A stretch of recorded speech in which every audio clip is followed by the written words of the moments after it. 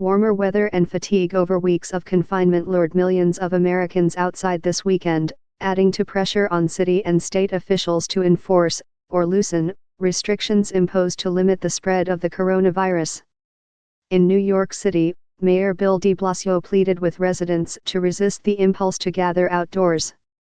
In New Jersey, golf courses reopened and Governor Philip D. Murphy said early anecdotal reports indicated that people were maintaining social distance.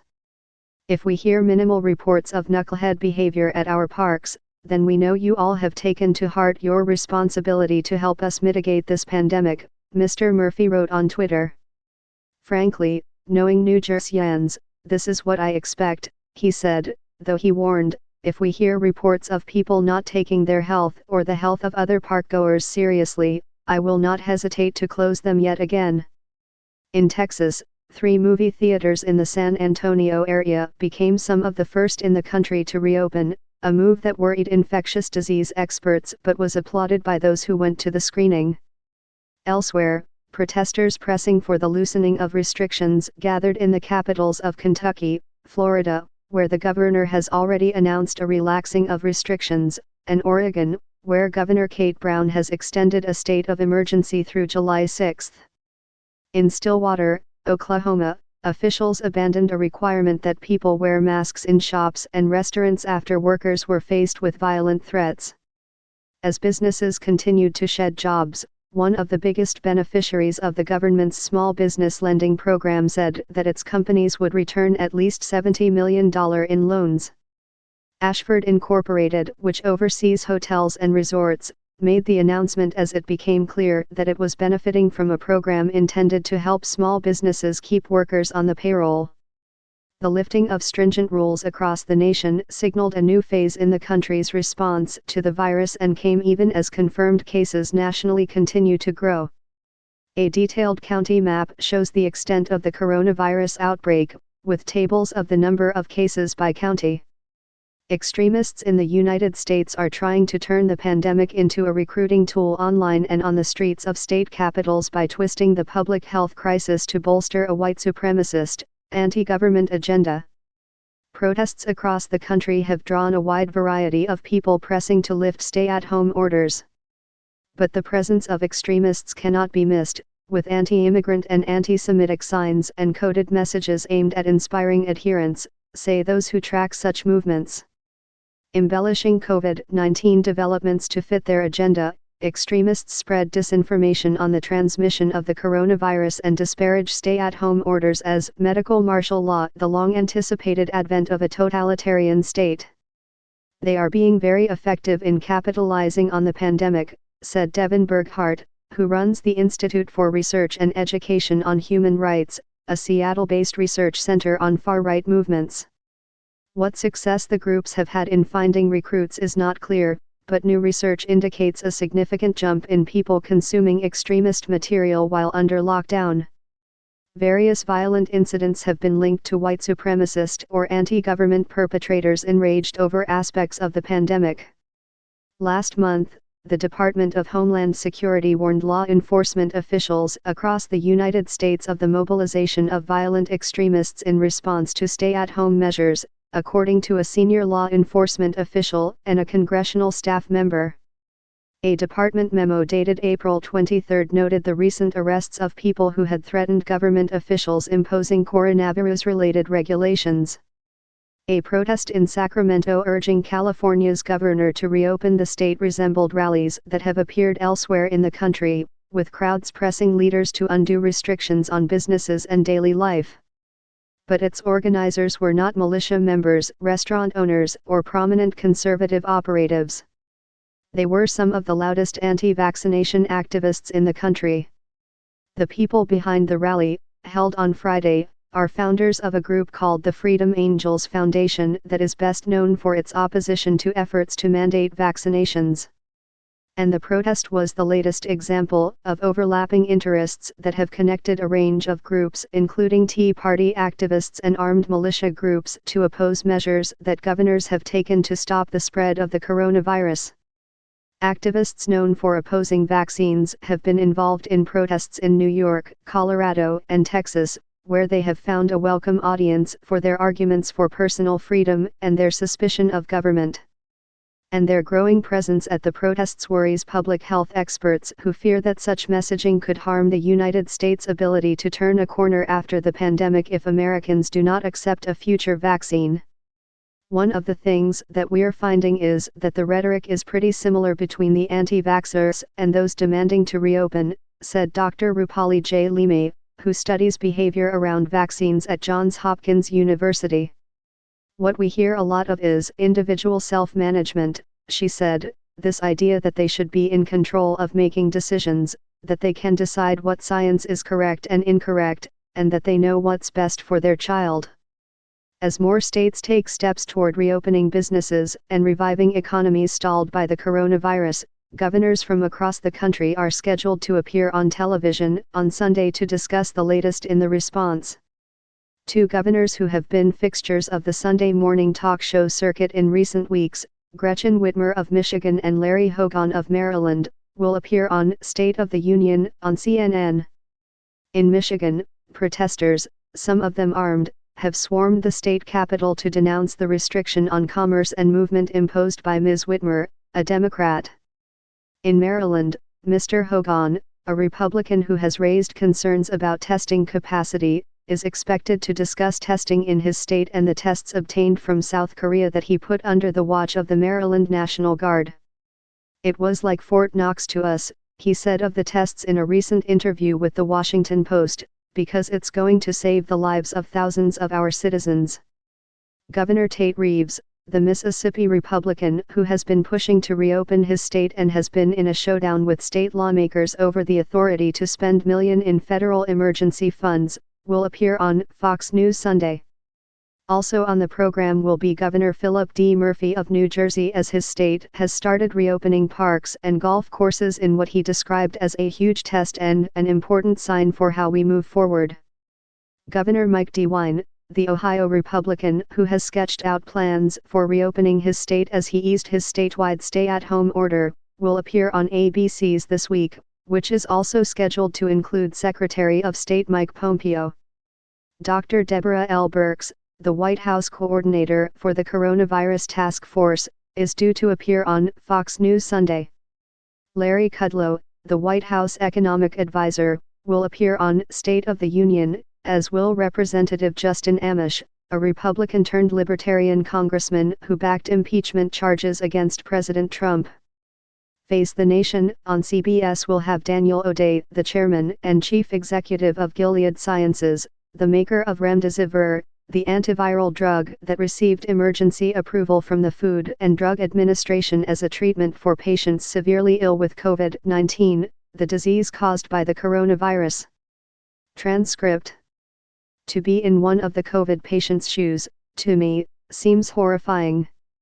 They have an illness that we don't fully understand yet. They're alone. They're short of breath. I can only imagine how scary it must be. That's part of the reason why we're just trying to do everything we can to support the patients both medically and, I guess, spiritually. This strange overlap just happened between my two different lives of music and medicine. And they've come together in some unexpected and beautiful way. Hi, Andrew. How are you? Hey, Rachel. I'm fine. How are you doing? Great, nice to see you. There are very few things in this world where you can kind of transcend time and your place. And I definitely know that music is one of those things. It adds a level of humanity to a situation that I think this virus has taken away. The atmosphere on the shifts where I'm working, it's impossible to describe. We've been seeing a lot of difficult deaths. And that's throughout New York City. I think a lot of doctors that I've talked to have expressed the same sentiment, that we aren't helping enough. There's a pianist, a violist, and a cellist that are in the same place. And there's a cellist on the West Coast. And they actually already had sort of a project going on where they play for more vulnerable populations, and were very interested in helping with the patients that I was seeing. I just had this phone call with Rachel. She mentioned that wouldn't it be incredible if the COVID patients who were more isolated from their family and friends than ever could experience this. FaceTime concerts for COVID patients. And it suddenly clicked that we could provide that. Phone ringing. Hey, Rachel. Hey, guys. Thank you so much. How are you? We get a call from Rachel on FaceTime. I'm going to put the phone down on the table, and then you guys can go. Okay. Okay. Okay, great. Thank you. Thank you. And she says, okay guys, you're on. And we play. It's not silence on the other side of the call. It's a lot of noise. It's a lot of beeping from the machines. Typically you can hear the ventilator breathing for the patient. Beeping, it takes us, in a way, like, boom, we're right in the front lines. This is how we can hold their hands right now. It's through music. Every time we get off the phone, there's a bit of a different atmosphere in this house. I started off studying to be a classical musician. So to be able to bring music into the hospital, I really never thought that would happen. The first concert was for a patient that had really no ability to interact. We had talked to the family. And I was standing there next to this COVID patient. It was so surreal, but I just felt like at that moment in time in my life, that everything I had had up until that point had led me to that. And I think everybody was really feeling their own mortality. And I thought to myself at that time, if I don't make it through this, then I've done what I'm supposed to do. I have a couple songs that I chose that I just think are really beautiful on the cello. I hope you enjoy. Thank you. At my hospital, we're all a family. And I think that it actually helps not only the patients, but also the morale of the doctors and nurses. Cello playing. We hope that this music for patients brings them a sense of comfort that's definitely lacking. I hope these concerts can ease the pain a bit, and I hope that it can give them hope. In chaotic emergency rooms and intensive care units, coronavirus patients struggle to survive in isolation, with masked doctors and nurses keeping their distance and family visits barred. Alarms, monitors, and overhead announcements blare incessantly. But at New York Presbyterian Allen Hospital in Manhattan, the music of Bach, Brahms, and even the Beatles has begun wafting through patient rooms, played by accomplished performers recently out of work chamber music players, winners of international competitions and prizes, teachers at prestigious music schools. They perform from California, Kentucky, Maine, Virginia, Massachusetts, and New York, where they are sheltered in place. The music plays through an iPhone or iPad placed at the bedside of patients who indicated that they wanted to hear a performance. I'm hoping to offer a brief moment of comfort, or distraction or beauty, said Michelle Ross, a violinist in Manhattan who has performed for the patients. At times, the 200-bed hospital has had as many as 170 coronavirus patients, and Dr. Rachel Easterwood, who works the night shift in the ICU, had despaired at how little could be done for some patients.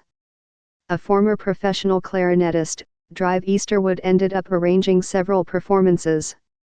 And she said last week that she hoped to continue them for patients and the staff. We go into this profession to help people, she said. And this music had the ability to at least help a little bit. Scott Connell, a Missouri weatherman, was trying to record a tease last month, but Maple, his Cavalier King Charles Spaniel, had other plans. 3, 2, 1, more cold air. Mr. Connell, the chief meteorologist for KSDK in St. Louis, manages to say on the video before the dog's barks interrupt him. Cold air continues across the area tonight, potential for some frost and freeze for some of us. He starts again, and Maple barks again. Mr. Connell claps his hands and calls the dog over. He is finally able to complete the tease, but not before Maple gets a few more barks in. Like many people working from home because of the pandemic, television reporters and meteorologists have had to adapt to a new normal, including unfamiliar professional settings. So have their pets, who sometimes join them, crashing their reports and mugging for the cameras. Also among them is Kim Powell, a reporter for the Phoenix broadcaster Arizona's Family, who was delivering a news report about coronavirus testing in March when Zipper, her cat, strolled in front of the camera. "Hi, this is my cat," she said with a laugh during the segment. That is the perks of working from home. Former President George W. Bush is calling on Americans to put aside partisan differences, heed the guidance of medical professionals and show empathy for those affected by the coronavirus and the resulting economic impact. In a 3-minute video message, Mr. Bush, who rarely speaks out on current events, struck a tone of unity that contrasted with the more combative approach taken at times by President Trump, and recalled the sense of national solidarity that Mr. Bush sought to summon after the September 11, 2001, attacks.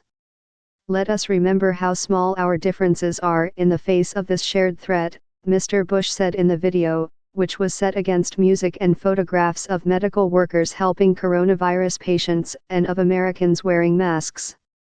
"In the final analysis, we are not partisan combatants," he said. "We are human beings, equally vulnerable and equally wonderful in the sight of God. We rise or fall together, and we are determined to rise." Mr. Bush's message was part of a series of videos aired as part of a 24-hour live-streamed project, The Call to Unite, that also featured Oprah Winfrey, Tim Shriver, Julia Roberts, Martin Luther King III, Sean Diddy Combs, Quincy Jones, Naomi Judd, Andrew Yang, and others. Former President Bill Clinton also delivered a message, speaking into a camera in what appeared to be a video chat from his home. "We need each other, and we do better when we work together," he said.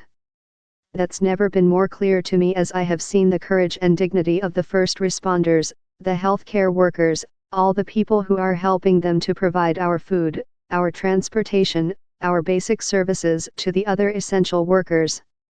Even as lines at food banks grow and Americans worry about getting enough to eat, farmers have destroyed produce, smashed eggs, and dumped milk as the demand from restaurants, hotels and schools has plummeted in the coronavirus pandemic. Now, the Department of Agriculture plans to spend $300 million per month on surplus produce, milk and meat, and ship it to food banks over the next few weeks. States have also joined the effort. New York is giving food banks $25 million to buy products made from extra milk produced on farms in the state. Even college students have stepped in, renting trucks to rescue unsold onions and eggs from farms. They have created a website that connects farmers and food banks around the country. But the combined efforts are only a drop in the bucket, said Jackie Klippenstein, a senior vice president of the Dairy Farmers of America, the largest dairy co-op in the United States. The co-op has diverted almost 250,000 gallons of milk to food banks. And more food is coming. California strawberry growers are fretting about how to sell their goods, with peak harvest season approaching this month. "Time is not on our side," said Mary Coppola, a vice president at the United Fresh Produce Association, a trade group of fruit and vegetable growers and processors. "In my own personal opinion, we are not coming up with the supply chain logistical solutions as quickly as produce is growing."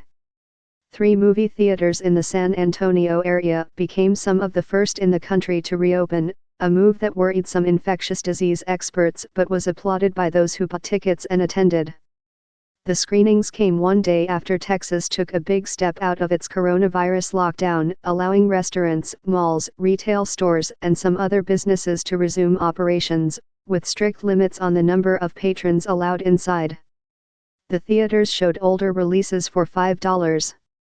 And at the Palladium, in an upscale shopping center, business was steady low for a Saturday in May, but higher than what might be expected in a state grappling with a coronavirus outbreak that has killed nearly 900 people, 48 of them in Bexar County, which includes San Antonio. To sit in a theater with dozens of strangers was a possible health risk. But as the movies played and the plots thickened amid the crunch of patrons chewing popcorn, Hollywood was doing what it has done for decades, providing an escape, albeit masked and at a distance. Masks were recommended, but not required, for customers. In the lobby of the Palladium, a masked worker asked customers as they entered whether they or anyone they had been in contact with had experienced fever, chills or other symptoms in the past 14 days. Signs warned that anyone who answered yes would not be allowed to enter.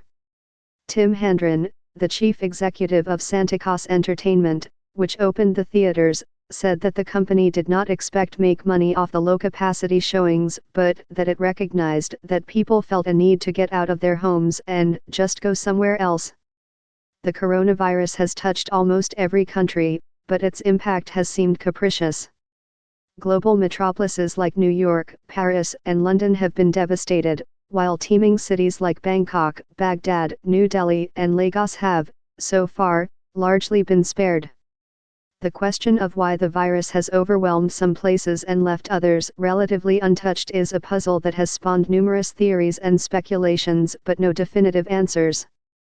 That knowledge could have profound implications for how countries respond to the virus, for determining who is at risk and for knowing when it's safe to go out again.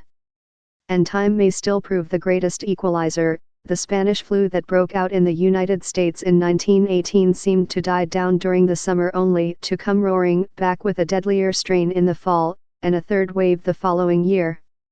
It eventually reached far-flung places like islands in Alaska and the South Pacific and infected a third of the world's population. "We are really early in this disease," said Dr. Ashish Jha, the director of the Harvard Global Health Research Institute. "If this were a baseball game, it would be the second inning, and there's no reason to think that by the ninth inning the rest of the world that looks now like it hasn't been affected won't become like other places. Now is an ideal time to ask for refunds from cancelled travel plans, for rent reductions, and for more help with college payments. Here's how." One of the biggest beneficiaries of the government's small business lending program said on Saturday that its companies would return at least $70 million in loans received through the Paycheck Protection Program. The company, Ashford Incorporated, which oversees a tightly interwoven group of hotels and resorts, had applied for $126 million in loans, and had previously said it planned to keep the money it received. On Saturday, citing new guidelines from the Small Business Administration that restrict who can receive funding, the company said it would return the loans. Those rules were instituted as it became clear that larger companies were benefiting from a program that Congress had intended to help small businesses keep workers on the payroll. Last week, Treasury Secretary Stephen Mnuchin said companies had until May 7 to voluntarily return the funds and that firms would be held criminally liable if they did not meet the program's criteria. Reporting was contributed by Michael Corkery, Manny Fernandez, Jenny Gross, Gina Smielek, Benjamin Weiser, Joseph Goldstein, Johnny Diaz, Michael Levinson, Neil MacFarquhar, Peter Baker, Rick Rojas, Nicholas Bogelburrows, David Yaff Bellany, Tess Felder and Hannah Beach.